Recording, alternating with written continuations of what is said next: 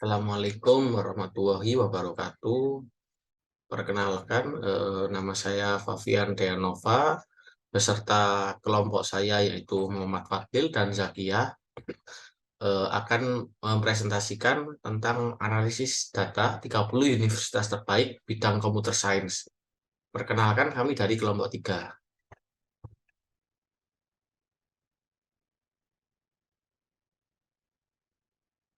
Berikut data yang kami peroleh dari 30 universitas. Berikutnya adalah desain tabel. Desain tabel dalam MySQL melibatkan perencanaan struktur dan skema tabel untuk mengatur dan menyimpan tinjauan pustaka ini. Beberapa elemen penting yang terlibat dalam desain tabel dalam MySQL adalah yang pertama adalah nama tabel. Nama tabel harus menggambarkan entitas atau objek yang akan disimpan dalam tabel tersebut. Misalnya, jika Anda ingin menyimpan data pengguna, Anda dapat memberi nama tabel users. Yang kedua, kolom. Kolom adalah bagian terkecil dari tabel yang menggambarkan atribut atau data yang akan disimpan. Setiap kolom harus memiliki tipe data yang sesuai dengan jenis data yang akan disimpan, seperti integer, varchar, date, dan seterusnya.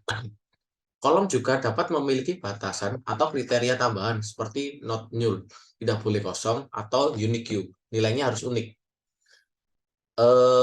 Yang ketiga adalah kunci utama atau primary key. Kunci utama dalam kolom atau kombinasi kolom yang unik mengidentifikasikan setiap baris dalam tabel. Biasanya setiap tabel memiliki satu kunci utama yang unik. Kunci utama dapat membantu dalam pencarian dan pengurutan data dengan efisien. Yang keempat, kunci asing atau foreign key. Kunci asing digunakan untuk menghubungkan dua tabel dalam hubungan yang terkait. Ini membantu membangun hubungan antara tabel dengan menggunakan nilai kunci dari tabel lain. Kunci asing mengacu pada kunci utama di tabel terkait dan memungkinkan Anda untuk melakukan operasi bergabung, join antara tabel-tabel tersebut. Berikut merupakan contoh desain tabel ya. Berikutnya ER diagram. Entitas relasi diagram atau ERD singkatannya adalah visual yang digunakan untuk menggambarkan struktur basis data. ERD membantu dalam merencanakan dan memodelkan hubungan antara entitas dalam basis data.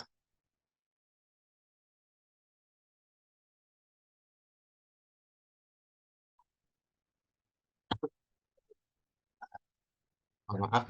MySQL adalah sistem manajemen basis data DBSM yang populer yang digunakan untuk mengelola basis data relasional. Berikut ini adalah tinjauan pustaka mengenai ERD dalam MySQL. Entitas adalah objek dalam basis data yang memiliki atribut yang dapat mengidentifikasi secara unik. Contohnya, dalam sebuah toko, entitas dapat berupa pelanggan atau produk. Dalam ERD, entitas direpresentasikan sebagai persegi panjang dengan nama entitas di dalamnya. Atribut adalah karakteristik atau properti yang dimiliki oleh entitas. Misalnya, atribut nama dan alamat dapat terkait dengan entitas pelanggan. Atribut direpresentasikan sebagai oval yang terhubung dengan entitas. Yang ketiga adalah kunci utama, adalah atribut atau kombinasi atribut lah yang unik untuk mengidentifikasi secara setiap entitas dalam basis data. Kunci utama representasikan dengan garis bawah pada atribut. Yang keempat adalah hubungan keterkaitan antara entitas dalam basis data. Ada 3 jenis hubungan utama. Satu-satu, one-to-one. Satu banyak, one to many, dan banyak-banyak, many to many. Hubungan direpresentasikan dengan garis yang menghubungkan entitas dan diberi label yang menjelaskan jenis hubungan. Yang kelima adalah diagram ERD. Adalah representasi visual dari entitas, atribut, kunci utama, dan hubungan dalam basis data. Diagram ERD membantu dalam memahami struktur basis data secara keseluruhan. Dalam MySQL, ERD sering digunakan sebagai alat untuk merancang skema basis data sebelum mengimplementasikannya.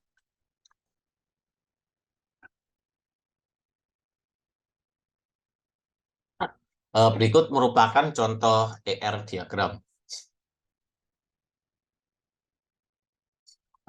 Yang berikutnya normalisasi data.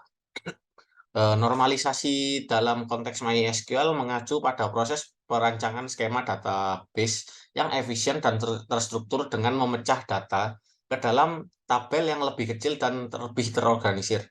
Tujuan normalisasi adalah menghilangkan anomali data dan mengurangi redundansi dan memastikan konsistensi data. Normalisasi didasarkan pada teori desain database relasional dan mengikuti aturan tertentu yang didefinisikan oleh bentuk normal. Berikut adalah latar belakang dan konsep utama dalam normalisasi MySQL. Bentuk normal pertama menyatakan bahwa setiap kolom harus memiliki nilai atomik, yaitu nilai yang tidak dapat dibagi lagi dan tidak ada null value. Bentuk normal kedua memastikan bahwa setiap non-kunci Premier dalam tabel bergantung sepenuhnya pada seluruh kunci Premier. Tidak terjadi partial dependency. Bentuk normal ketiga menjamin bahwa setiap non-kunci Premier dalam tabel bergantung pada kunci Premier dan tidak saling tergantung satu sama lain.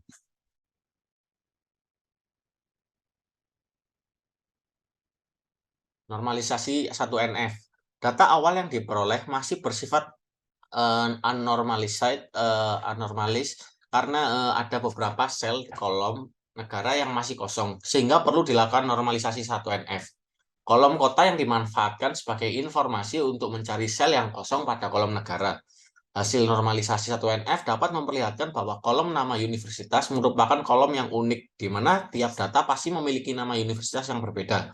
Dan tidak ada data nol pada kolom universitas, sehingga universitas dapat ditetapkan sebagai primary key. Berikut merupakan contoh hasil normalisasi 1NF ya. Masih belum ada campuran apa-apa. Yang kedua merupakan normalisasi 2NF. Data hasil normalisasi 1NF ternyata belum memenuhi normalisasi 2NF seperti pada gambar sebelumnya karena masih terdapat atribut yang tidak bergantung secara penuh terhadap primary key, sehingga perlu dilakukan normalisasi 2NF. Hasil normalisasi F2NF menghasilkan dua tabel, yaitu tabel lokasi universitas dengan kolom nama universitas, kota, dan negara. Yang kedua ada tabel penilaian universitas yang berisi kolom nama universitas, rank year, dan tabel skor-skor di universitas. Dua tabel yang diperoleh dapat memperlihatkan bahwa nama universitas merupakan primary key pada tabel lokasi universitas dan foreign key untuk kedua tabel.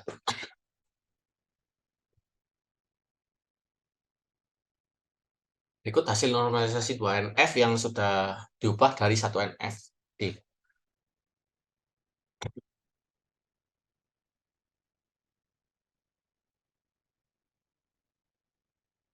Berikut merupakan hasil normalisasi 2NF yang setelah diubah dari 1NF tadi. Perbedaannya yang ini adalah tabel lokasi universitas dan yang kedua adalah tabel penilaiannya. Jadi kayak dibagi. Seperti itu. Dan yang ketiga adalah tabel normalisasi 3NF. Data pada tabel lokasi universitas hasil normalisasi 2NF ternyata sudah memenuhi 3NF karena tidak adanya transitive dependency. Namun, data pada tabel penilaian universitas belum memenuhi normalisasi 2NF karena masih terdapat kondisi transitive dependency sehingga perlu dilakukan normalisasi 3NF. Hasil normalisasi 3NF dari tabel penilaian universitas menghasilkan dua tabel, yaitu tabel rank universitas dengan kolom nama universitas, rank, year. Yang kedua ada tabel aspek-aspek penilaian yang berisi kolom rank, skor bidang computer science, skor reputasi universitas, skor reputasi pengajar, skor karya ilmiah, skor indeks karya ilmiah, dan skor riset internasional. Dua tabel yang diperoleh dapat diperlihatkan bahwa kolom nama universitas merupakan primary key pada tabel rank universitas dan kolom rank merupakan foreign key untuk kedua tabel. Berikut adalah hasil normalisasi 3NF yang sudah final ya. Karena di sini sudah memenuhi 3NF, yaitu tabel rank universitas dan aspek-aspek penilaian rank sini. Sudah sangat memenuhi. Sekian dari saya dan berikutnya akan dilanjutkan oleh teman saya. Wassalamualaikum warahmatullahi wabarakatuh.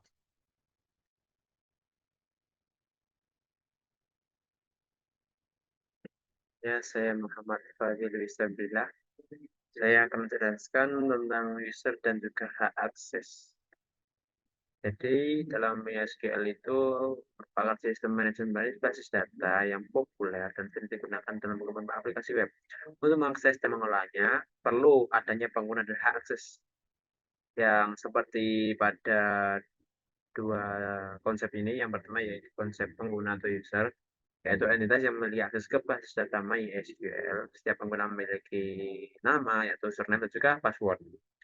Sehingga password itu juga digunakan untuk autentikasi saat mengakses server MySQL. Kemudian yang kedua ada akses, yaitu sesuatu yang bisa mengontrol apa yang dapat dilakukan oleh pengguna pada server MySQL. MySQL menyediakan beberapa jenis akses yang diberikan pada user seperti akses global, basis data, akses objek spesifik, sehingga mereka yang user-user yang sudah didaftarkan itu bisa memiliki akses untuk bisa melakukan select, mengambil data, insert, update, delete, dan lain-lain. Jadi user itu adalah pengguna yang daftar kepada sebuah database yang sifatnya unik. Maksudnya tidak boleh ada username yang sama dalam satu database. Jadi kita cukup dan hanya bisa mendaftarkan satu username yang tidak bisa nama dengan username lain. Jadi kita ketika penambahan user lagi tidak boleh sama namanya dengan yang daftarkan sebelumnya. Nah, sebelum itu kita perlu adanya data, import data di Workbench seperti ini. Nah, ini show database. Kita gunakan yang usuap. Kita import data melalui ini, tampil data import wizard, masuk ke file kita cari, misal kita buat web flashdat. Karena saya sudah mengimpor, jadi saya tidak perlu impornya lagi. Saya cukup memanggilnya dengan ini select from web flashdat. Nah, ini data yang digunakan seperti ini. Kemudian kita masuk pada cara penambahan user. Yang pertama, pastikan telah menginstal exam ini. Exam ini kita run pada MySQL saja ini. Karena saya sudah merun, jadi ada tulisannya stop di sini, berarti sudah berjalan dari tadi. Kemudian kita masuk ke aplikasi CMD-nya. Kita cari aja command prompt CMD, command prompt. Kita run as administrator. Nah, muncul tampilan seperti ini. Kemudian untuk menambah usernya, yang pertama kita ketikkan cd, cd lagi, titik.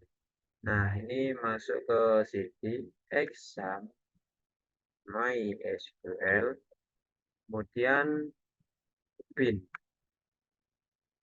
kita MySQL view root. Nah, ini kita langsung saja create database. Misal create user, maksudnya create user, nama user. Misal kita ingin menambahkan user itu, misalnya kita basis data add local host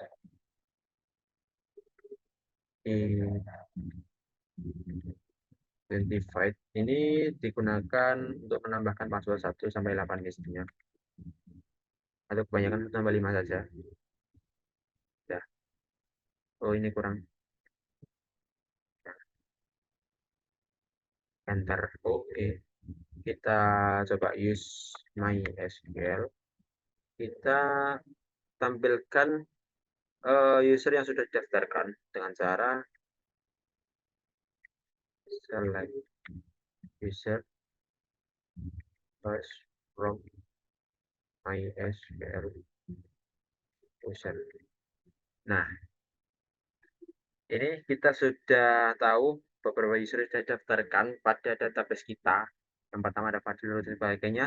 Ketika kita tadi mendaftarkan ini, basis data ini sudah tercantum di sini.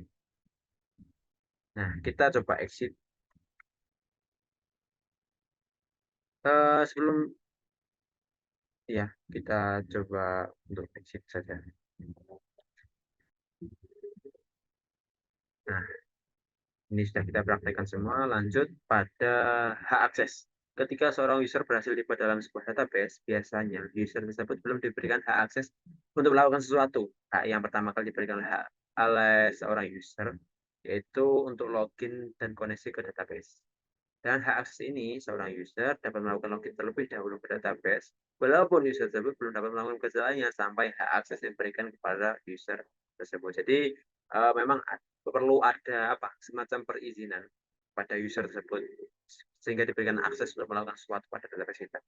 Contohnya kita ini coba menggunakan MySQL. Nah, kita daftarkan hak aksesnya. Yang pertama, ketik grant select on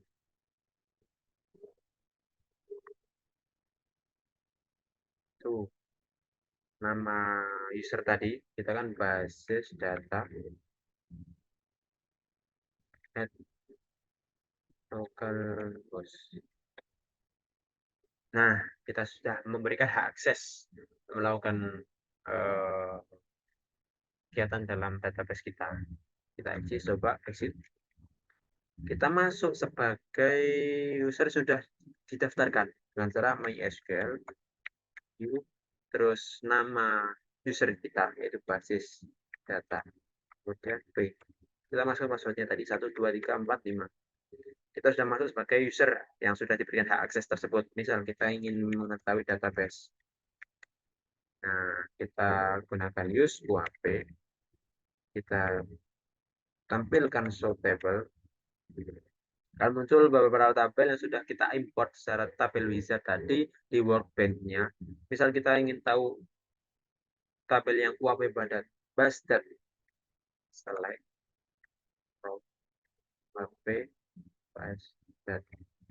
Nah, ini dia file CSV yang sudah. Jadi kita sudah diberikan hak akses.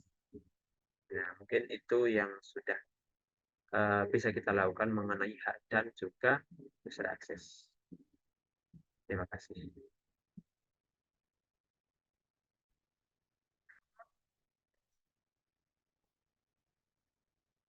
Baik, untuk selanjutnya akan saya jelaskan terkait analisis data yang kita peroleh. Kita analisis di MySQL.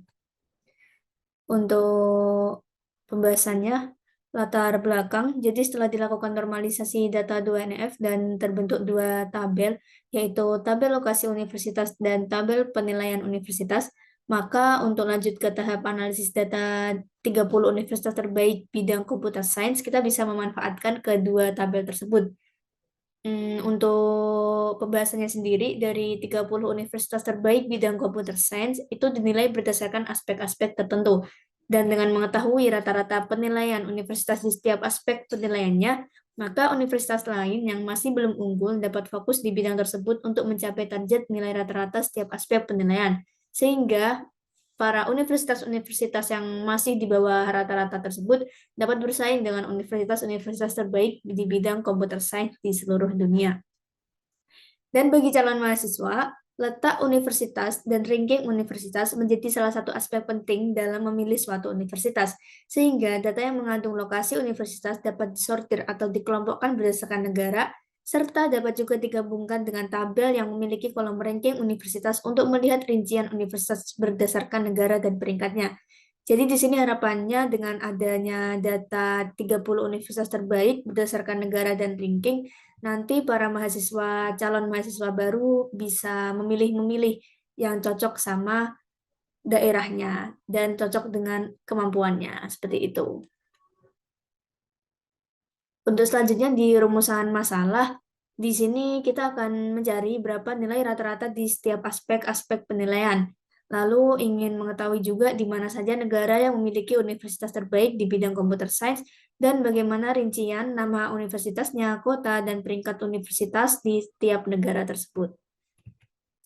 Lalu untuk tujuan analisisnya sendiri yang pasti menjawab terkait rumusan masalah, yaitu mengetahui nilai rata-rata di setiap aspek penilaian, mengetahui di mana saja negara yang memiliki universitas terbaik di bidang computer science, dan mengetahui rincian nama universitas, kota, dan peringkat universitas di tiap negara. Baik, sebelum masuk ke kesimpulan, kita langsung lanjut saja praktek di MySQL-nya.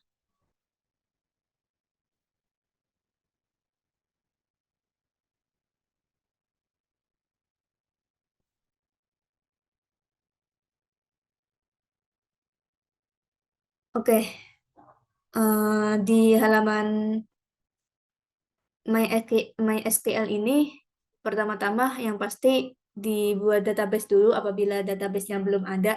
Di sini saya memakai database terbaru, yaitu database UAP_basedat. Lalu ya kita use UAP_basedat. Setelah itu membuat tabelnya. Karena tadi kita akan menggunakan dua tabel dari hasil normalisasi 2NF, maka dibikin juga dua tabel. Yang pertama itu tabel dengan judul lokasi underscore universitas akan berisi kolom nama universitas, kota, dan negara. Masing-masing mempunyai tipe data varchar dengan nama universitas menjadi primary key pada tabel lokasi universitas. Ya, di sini sudah saya run sebelumnya, jadi sudah terbuat tabelnya. Sebelum melihat tabel lokasi universitas, langkah baiknya saya jelaskan juga membuat tabel dengan judul penilaian universitas. Jadi di normalisasi 2NF kita dapat dua tabel, yang pertama lokasi universitas sama penilaian universitas. Di penilaian universitas ini akan ada kolom dengan nama universitas, dengan tipe data varchar, ranking, tipe data integer, tahun, tipe data year, skor bidang CS, computer science dengan tipe data real, reputasi univ tipe data real, reputasi pengajar real, karya ilmiah dengan tipe data real, indeks karya ilmiah dengan tipe data real, dan riset internasional dengan tipe data real.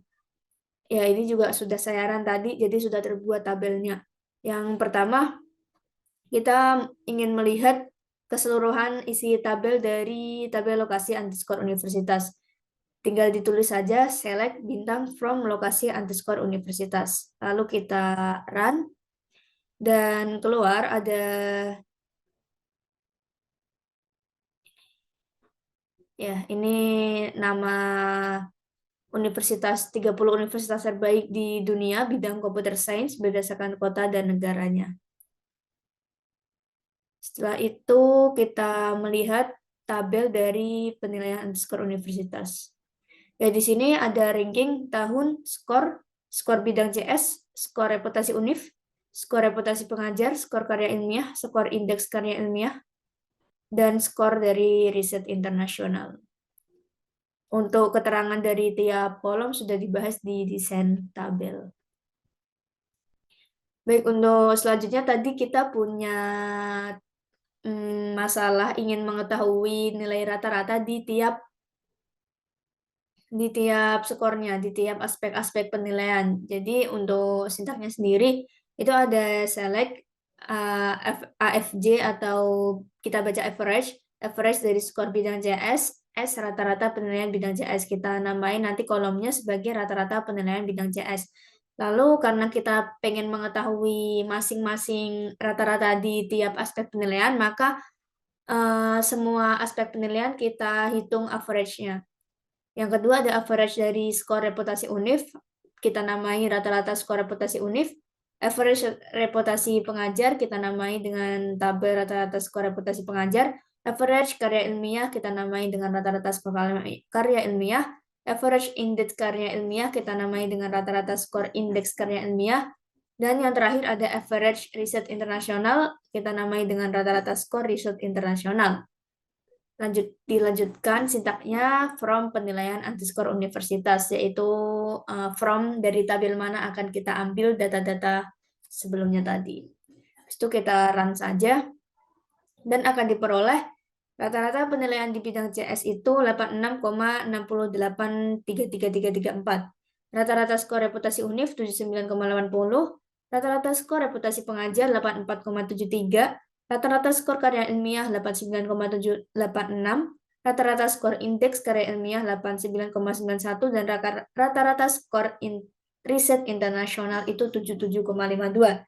Jadi kesimpulannya adalah untuk universitas-universitas yang masih merintis bidang computer science atau masih membuka jurusan bidang computer science untuk dapat bersaing dengan universitas-universitas terkemuka bidang computer science itu harus mencapai nilai di atas rata-rata yang sudah diperoleh.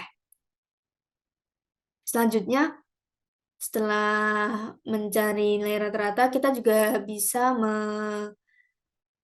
mencari tahu negara mana saja sih yang punya universitas terbaik di bidang computer science. Itu sintaknya ada select negara from lokasi universitas group by negara.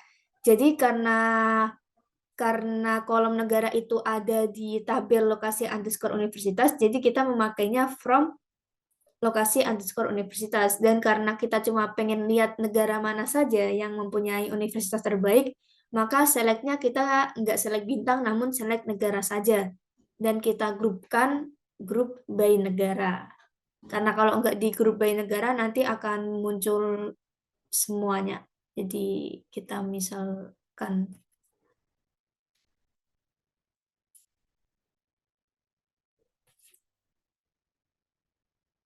oke, jadi kalau tidak di grup by negara nanti hasilnya akan seperti ini. Bakal bingung juga ngitungnya gitu. Tapi kalau di grup by negara bisa langsung ya seperti ini hasilnya. Jadi kita bisa mengambil kesimpulan bahwa dari 30 universitas terbaik di bidang computer science itu mereka tuh berasal dari negara United States, Switzerland, United Kingdom, Korea, Singapura, Cina, Jerman, sama Kanada. Kalau hasilnya kayak gini masih belum bisa mendeskripsikan dengan baik, namun kalau kita grup by negara, maka bakal lebih enak buat mendeskripsikannya. Baik, mungkin setelah kita tahu ya di mana saja letak 30 universitas terbaik di dunia bidang computer science, maka kita bisa merincikan kembali nih, di Singapura ada universitas apa saja dan rankingnya berapa, lalu di Korea juga ada universitas atas nama siapa dengan ranking berapa, Kanada ada universitas apa, itu bisa kita rincikan kembali.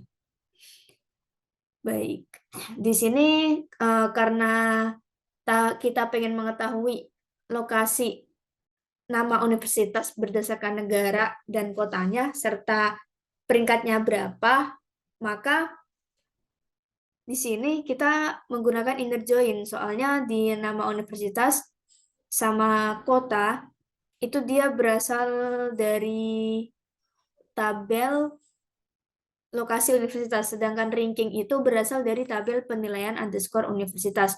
Sehingga untuk mendapatkan gabungan dari mereka bertiga ini, kita harus menggunakan yang namanya inner join. Oke, untuk rumusnya select nama universitas, kota, ranking from lokasi universitas, inner join, penilaian underscore universitas on universitas nama sama dengan nama universitas, where negara United Kingdom order by ranking ya ASC. Ini mengurutkan ranking berdasarkan dari yang terkecil ke yang terbesar seperti itu. Sebelum masuk ke sintak ini juga kita harus mengganti dulu alter tabel. Tadi kan di awal kita bikin tabel dengan nama tabel lokasi underscore universitas itu ada kolom dengan nama underscore universitas. Dan ternyata penghubung kita itu juga memiliki kolom yang namanya nama underscore universitas, di mana nanti akan menghasilkan ambiguitas gitu. Jadi kita ganti dulu nama kolomnya. Alter tabel lokasi underscore universitas, kolomnya diubah dari yang awalnya bernama nama underscore universitas, kita ubah menjadi universitas underscore nama. Agar kalau di inner join kan, karena si nama universitas itu primary key dan serta foreign key yang menghubungkan antara dua tabel, maka namanya tuh harus beda gitu. Jadi ini sebelum lanjut di inner join kita bedain dulu namanya.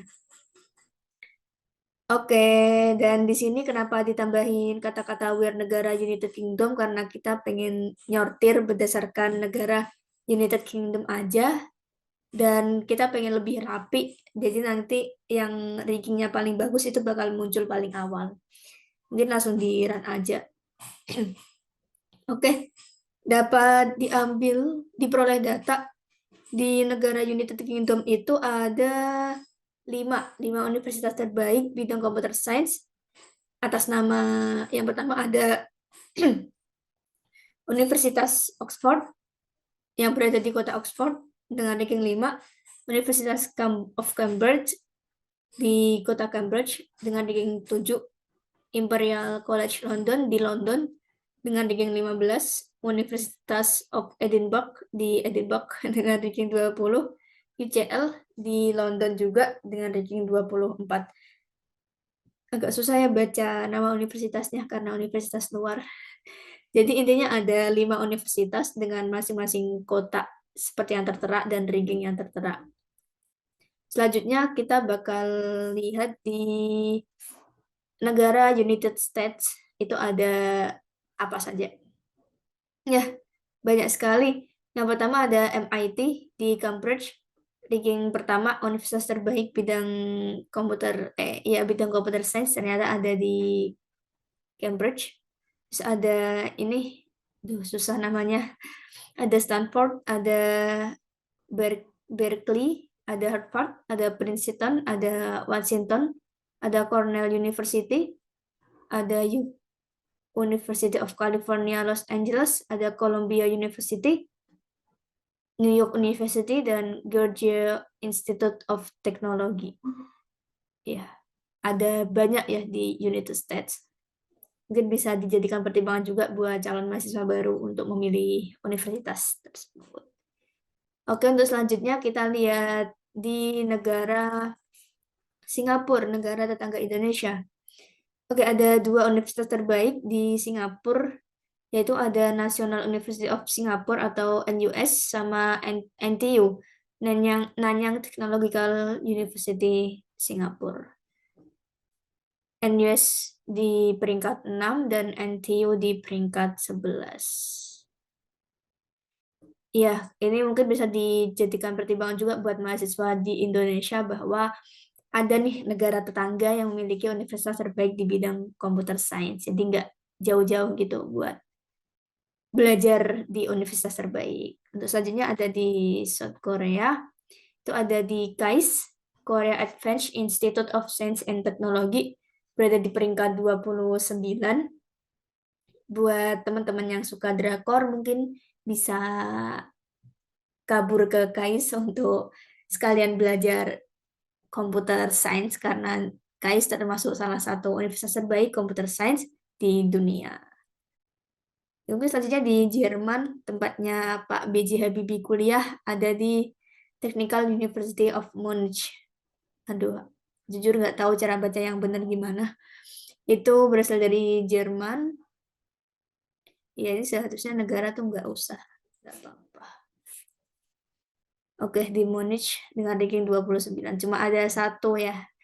Tapi pasti ada banyak universitas terbaik Jerman yang punya jurusan computer science. Tapi yang 30 terbaik di dunia itu ada di Technical University of Munich. Terus selanjutnya di China. China ada 3. Ada Tsinghua University, Peking University, Shanghai Jiaotong University. Susah banget namanya ya. Ada 3. dengan kota di Beijing sama di Shanghai. Nah, ranking bisa dilihat sendiri. Nah, selanjutnya di Swiss ada 2, ETH Zurich sama EPFL. Saya lupa juga ini kepanjangannya apa. Ranking 9 sama ranking 10. Lalu di terakhir ada di Kanada. Ini negaranya sebetulnya nggak apa-apa. Ya. Yang terakhir ada dari Kanada. Kanada ada tiga universitas terbaik bidang computer science itu ada University of Toronto, University of British Columbia, University of Waterloo. Di kota yang berbeda juga ketiga-tiganya, ada di Toronto, Vancouver, sama Waterloo. Ya, ini Kanada termasuk salah satu negara dengan pemandangan terbagus ya. Di Swiss juga sama juga. Jadi mungkin bisa dijadikan pandangan baru nih buat teman-teman yang tertarik di bidang computer science untuk memilih universitas-universitas terbaik. Nah, mungkin buat mahasiswa Indonesia biar gak jauh-jauh bisa nih di Singapura atau di South Korea. Iya.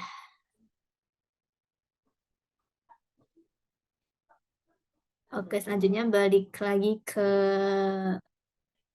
PPT. Oke, untuk kesimpulan, ya tadi sudah saya sebutkan juga, ini hasil analisisnya untuk dapat bersaing dengan universitas unggul di bidang computer science, maka universitas-universitas lain harus meningkatkan kualitasnya atau meningkatkan nilai penilaian di beberapa bidang atau beberapa aspek yang tertera di layar ini hingga mencapai rata-rata yang ada. Terus selanjutnya kesimpulan yang permasalahan kedua, yaitu diperoleh ada 8 negara yang memiliki universitas terbaik bidang computer science. Ada United States, Swiss, United Kingdom, Korea, Singapura, China, Jerman, sama Kanada. Dan kesimpulan dari permasalahan terakhir, rincian tiap negaranya itu, ini salah satu output ya, tadi sudah saya sebutkan juga semua outputnya di tiap-tiap negara. Ini salah satunya, ada 5 universitas terbaik bidang computer science di negara United Kingdom. Dengan perincian nama universitas ada Oxford, Cambridge, Imperial College London, Universitas of Edinburgh, sama UCL. Itu kotanya juga tertera. Ini negara bisa dihapus aja sebetulnya karena sama semua, karena kita filter berdasarkan where negara United Kingdom, rankingnya bisa dilihat juga. Jadi untuk analisis setiap negara tadi sudah saya jelaskan. Baik, mungkin untuk saran-saran dalam hal analisis, berdasarkan hasil kesimpulan analisis deskriptif pada data, untuk pengerjaan analisis data sejujurnya diharapkan melibatkan pengujian statistika inferensial gitu, agar hasil dari kesimpulan yang diperoleh lebih terbukti menjelaskan data tersebut. Dan karena analisis data yang dilakukan saat ini hanya sebatas analisis deskriptif saja, jadi informasi yang diperoleh itu masih terbatas. Dan disarankan juga ketika menggunakan MySQL untuk analisis data, diharapkan lebih teliti, karena terkadang bisa terjadi error di hal-hal yang sepele seperti itu. Tadi saya juga saat menganalisis beberapa terjadi error di hal-hal sepele, jadi disarankan untuk lebih teliti saja saat menggunakan MySQL. Oke, mungkin sekian analisis data dari 30 universitas terbaik di dunia di bidang computer science. Kurang lebihnya mohon maaf. Assalamualaikum warahmatullahi wabarakatuh.